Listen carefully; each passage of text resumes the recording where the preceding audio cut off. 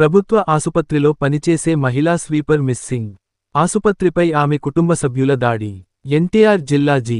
కొండూరు ప్రాథమిక ఆరోగ్య కేంద్రంలో 28 ఏళ్లుగా స్వీపర్గా పనిచేస్తున్న చిరంజీవి.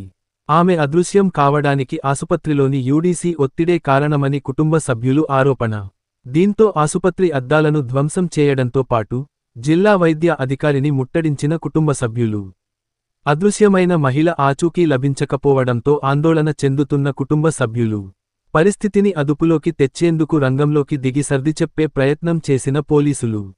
ఫోన్ చేసి ఓడవటానికి రాలేదు, ఇంకా రమ్మని చెప్పండి, ఏంటి ఎంతసేపు అని చెప్పి ఎమ్మెల్యేకి ఫోన్ చేశాడు సార్. పొద్దుట 6 డ్యూటీలో వచ్చినోడు ఆయన 10 డ్యూటీ, 6కే వచ్చేసాడు. ఈరోజు 6కి వచ్చి చూసి ఇవన్నీ చెప్పేసి మళ్ళేసాడు, లేదు ఇక డ్యూటీ చేయలేదు, అమ్మే రాలేదు డ్యూటీకి అని చెప్పేసి మొత్తానికి అల్లేశాడు సార్.